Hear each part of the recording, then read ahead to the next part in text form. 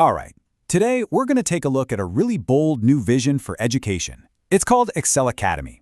And look, it's not just another school, they're calling it a complete learning operating system. So what on earth does that actually mean? Let's dive in and find out. So right off the bat, this is the question that's really at the heart of their entire model. Just think about it for a second. In a world that's changing so fast, does it really make sense to only teach students things we already know? I mean, this question is a direct challenge to the very foundation of how we've always done education. Okay, and this slide just lays out the difference so clearly.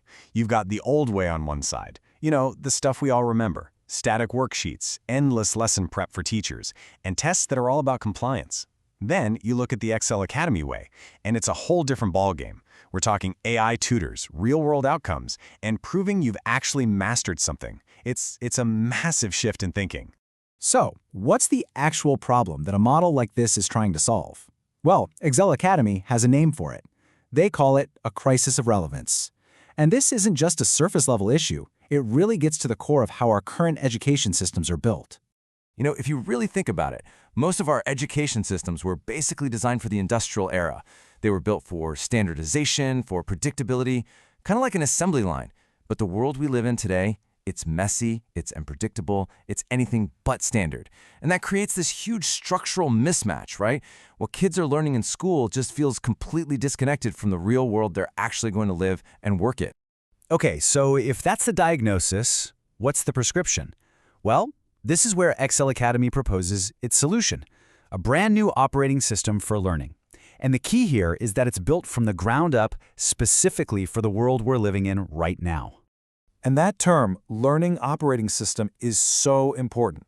Let's be clear, this isn't just some new app or a slightly different curriculum. No, this is a whole foundational model. It's about rethinking everything. How we organize learning, how we structure time, how we recognize progress, the whole shebang. And this whole system is built on three really clear core principles. First up is relevance. The idea is that all learning has to be anchored in a purpose, in some kind of real-world application. Second, there's belonging.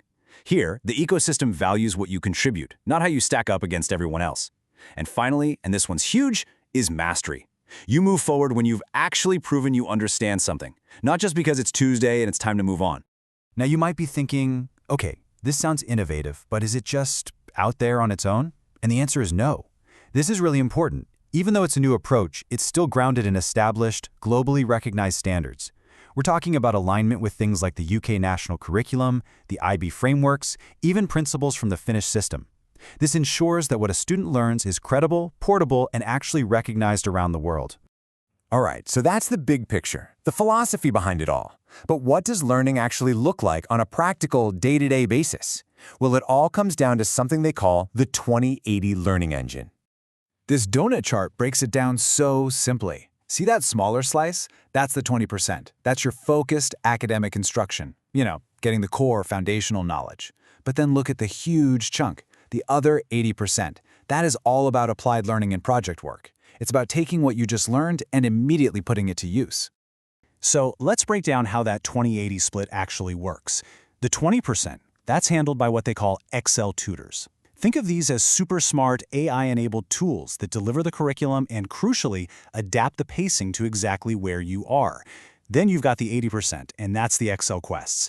These are applied, hands-on projects that cut across different subjects, where you're developing skills in a real-world context.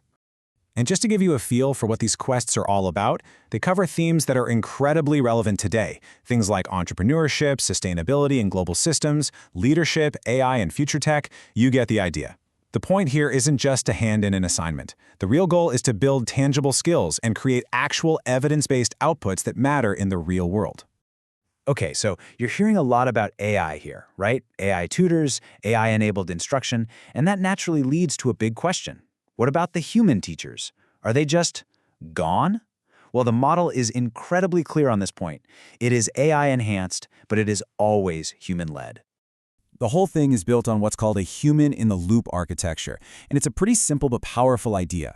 Technology is there to support, to augment, to make things more efficient, but the human educator, they always retain the final authority, the accountability, and most importantly, the duty of care. So the human mentor isn't just a bystander. Far from it.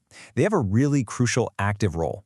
They're the ones maintaining oversight of a learner's progress, they're reviewing both the academic work and the project outputs, they're helping with goal setting and planning, and ultimately, they are the primary point of accountability. They're the guide. And this quote, it just sums up the entire philosophy perfectly. AI systems do not replace human judgment. That's it. It's a really clear line in the sand. The technology is a tool that serves the humans, never, ever the other way around. All right, so if you have a whole new operating system for learning, it makes sense that you need a new way to measure success, too. And this is where ExelAcademy shifts the focus to something they call evidence over exposure. And this slide really gets to the core of that idea. On the left, you've got the old way, time-based progression. You move up a grade based on your age, everyone goes at the same pace, and progress is basically measured by seat time. But on the right, you see mastery-based progression. Here, progress is based on what you can actually do. The pacing is flexible, and you only move on once you've truly demonstrated understanding. It's a game changer. So what does a graduate from a system like this actually leave with? Well, it's way more than just a traditional report card. Sure, you get a verified academic transcript that's aligned to international standards, but you also get a rich digital portfolio that proves your applied skills. You get documented mastery of not just knowledge, but also those crucial transferable skills. And it all creates a clear path toward whatever's next, whether that's exams like the A-levels or SATs, university, or a career. So let's zoom out. Why go through all this trouble to redesign education from the ground up? Well, it all comes back to that fundamental, maybe even scary idea: preparing young people for a world that is, for all intents and purposes, unknown. This timeline really puts it into perspective, doesn't it? A kid starting their education in, say, 2026, they're not graduating until somewhere around 2042. Just stop and think about that for a moment. They will be entering a world with jobs, with technologies, with challenges that we literally cannot even conceive of today. So the big question is, how on earth do you prepare someone for that? And at its core, ExelAcademy's answer to that giant question is this: learning only becomes meaningful, and it only really sticks with you when it is absolutely rooted in relevance.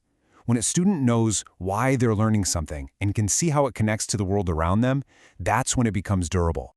And so we end up right back where we started, with a really big question. If the future is unknown, if the ground is always shifting under our feet, then what is education truly for? It's a massive question, but it's one a model like this forces us all to think about. And the answer is going to shape everything for the next generation.